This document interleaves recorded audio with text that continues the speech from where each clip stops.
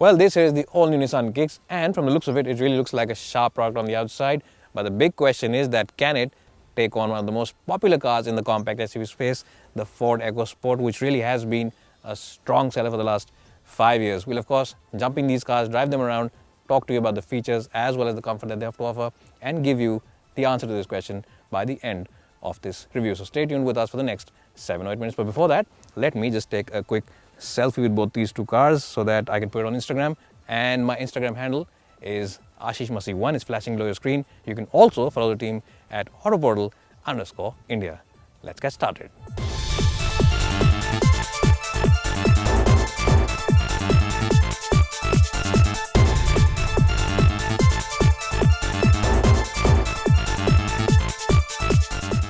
Well, the first thing that you'll notice as soon as you step inside this car is the ambience of this car, and it's definitely ahead of the Ford Ecosport by quite a bit because you get nice leather over here on the center console. The dashboard is made up of nice plastics as well, and the seats also are a little more comfortable than the Ecosport. They offer you better lower back support and better support for your under thighs, and you also get more prominent side bolsters. So yes, in terms of ambience and overall comfort, I would give it a slightly higher score than the Ford Ecosport. In terms of features, both cars are neck and neck, but this car has one feature which the Ecosport doesn't have, and that's the 360-degree parking camera, which will really be something that buyers will appreciate when they park in tight spaces because it'll help you save those odds and ends and bumpers from getting scratched from those small stones on the corners. The other thing which is very good about this car is practicality. You get this huge box over here. Unfortunately though, there aren't any cup holders, but there is this box, and the glove box is also air cooled, so you can keep your bottles in it. For those long highway trips, you can also keep those bottles in the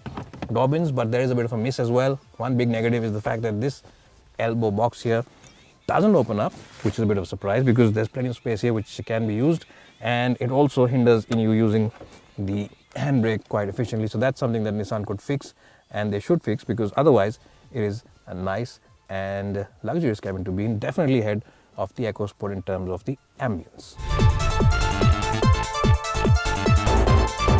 Well, as soon as you enter the cabin of the Ecosport, you'll really like the fact that the doors are really nice and heavy, and they really have that very solid thud which gives you a sense of confidence when you sit inside this car. That said, it's also a nice place to be for practicality. You get these two big beverage holders right over here.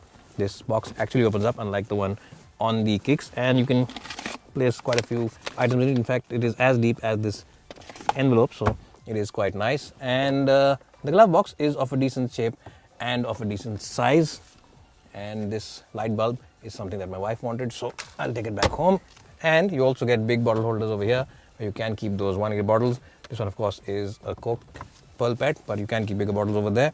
And the best part about this car is this touchscreen system. It is by far the best system, not only in this comparison, but at any car at this price point. If you are buying a car around 10-11 lakh rupees and an infotainment system is important to you, close your eyes and buy the Ecosport, because this one is really very good. Why do I say that? Well, simply because it's nice and easy to operate. It's a very smooth system. It's very intuitive to use. The screen has very good legibility. It's as easy to use as an iPhone, or in fact as a tab device from Apple, and it really makes you wonder why other manufacturers can't give such nice systems. Full marks to Ford for giving it a great system. In terms of quality, well, it's just slightly behind the one on the Kicks. So yes, the ambience isn't as luxurious as the one inside the Kicks, but this one definitely feels a lot more sportier. Well, so when you compare with the Ecosport, the Kicks definitely feels a lot more wider at the back, which means that it'll be better for 3 people on those long highway trips. You also get your own AC vents, something that the Ecosport does not have to offer. And there's also a little more knee room over here for someone who is my height, which for reference is 5'10". You will definitely want to sit at the back in this car than the Ecosport for those long trips, because you get a little more space in terms of knee room. Headroom also is more or less comparable, but yes, knee room is definitely ahead. And what's more, you get your own bottle holders, and the windows also are of a large and nice shape. But in terms of the battle of the back seat, it is the Kicks which has the advantage over the Ecosport. Well, the back seat of the Ecosport in itself is a nice and okay place to be in. You get decent space. The support for the under thighs is slightly better in this car than the Kicks, but the problem is that knee room really is at a premium. And even though there is a little place below the front seats where you can stretch your feet, this knee room isn't as generous as the one inside the Kicks. Headroom though is pretty much identical as well, and it's not really as wide as the Kicks at the back. It doesn't feel as wide, and there aren't any AC vents. So what I'm essentially trying to say is that if you prefer the back seat, the Kicks is the car for you. Well, if you compare this car with the EcoSport, the boot is genuinely large enough. It's in fact a lot bigger than the EcoSport. In fact, it can easily take on even the Hyundai Creta when it comes to serious boot space. And it's not only a deep boot, it's also a very wide boot, which means that if you have a big air conditioning unit to shift in this car, you can do it inside its packaging. It won't be an issue. There's a bit of a lip, but it's not too much. And you also get this scuff plate which says Kicks on it, which means that the bumper will not be scratched when you have to take out that huge suitcase which your Masih from Canada got for you. Very impressive considering that it's essentially a compact SUV. Well, so in terms of the boot department, it's pretty obvious that the boot on the EcoSport is a lot smaller than the one on the Kicks.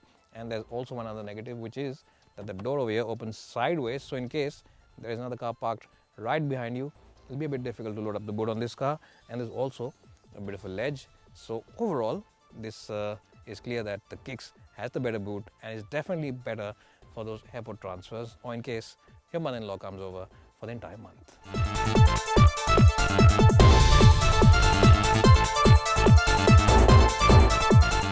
Well, so just like the Ford Ecosport, this car also comes with a 1.5 litre diesel. We're talking about the diesels today, so let's keep our comparison focused towards diesels. And it makes pretty much the same kind of power. It makes about 110 bhp to about 100 bhp that car makes. But the big advantage that this car has over the EcoSport is that it has much better ride comfort. Yes, the ride comfort on the Nissan Kicks is a whole lot better than the one on the EcoSport. It has a more softish suspension setup and it definitely cushions you better than the EcoSport will. You also get 6 speeds for the gearbox, which means that the flexibility of the engine is enhanced quite a bit. If you're doing speeds in excess of 100 kph, the engine is spinning at around 2000 rpm, which makes the cabin feel really nice and quiet. And in terms of cabin isolation also, this one is slightly ahead of the Ford EcoSport. There's hardly any tire noise. In fact, there's no tire noise, there's no wind noise, and as I just said, the engine noise also is kept at a minimum. Well, so first things first, if you are a keen driver, then simply go ahead and buy the Ford EcoSport. Irrespective of its comparison today with the Kicks, it is by far the best compact SUV for keen drivers. It has a very, very sharp steering wheel. It really does feel very communicative and really feels like it's talking to you. It has a dynamic chassis and the suspension also is nice and stiff. So there's hardly any body roll when you push it into corners. This is, as I just said, by far the best compact SUV for keen drivers. What also adds to the overall driver appeal is the gearbox. It has nice, short and very crisp throws, and it definitely feels a lot more sporty to operate than the slightly notchy gearbox on the Nissan Kicks. This one has better operation feel to it, and as I just said, makes you feel like you want to drive this car rather than having to drive this car. Now, in terms of the driving setup, this one is better, but it has a stiffer suspension, which means that if you're driving it on those badly patched up roads or those rumble strips or any broken tarmac, then you'll have to slow it down a bit because some of those sharper crevices can enter the cabin. Well, not only is the steering wheel on the EcoSport nice and communicative and sporty to use, it's also lighter than the one on the Kicks. So if you drive a lot yourself in the city, you'll prefer this steering wheel, especially if you have to do a lot of U-turns and a lot of tight parking maneuvers, then this is the steering wheel that you'll prefer. But yes, as I just said, it is also more communicative than the one on the Nissan Kicks.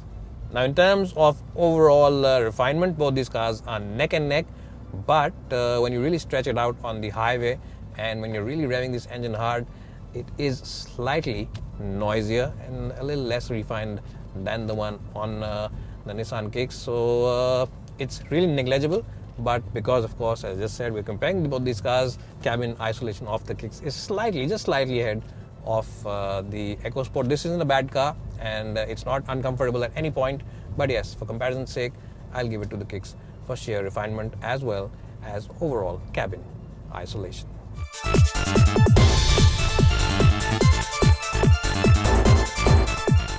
Well, so in summary, it really is between choosing your heart and your head. The Ford Ecosport here is not only the best driver's car in this comparison, it's also the best driver's car in the compact SUV space, and really is the best car to put a smile on your face every time you take it out for a drive. If you're a passionate driver, simply close your eyes and go for the EcoSport. That said, if you want comfort, a little more space and a little more premium feel inside the cabin, then the Nissan Kicks is the car for you. But whichever one you choose, both these products are excellent in terms of overall appeal, and you can't go wrong with either one of them. It's bye for now and hope to see you soon.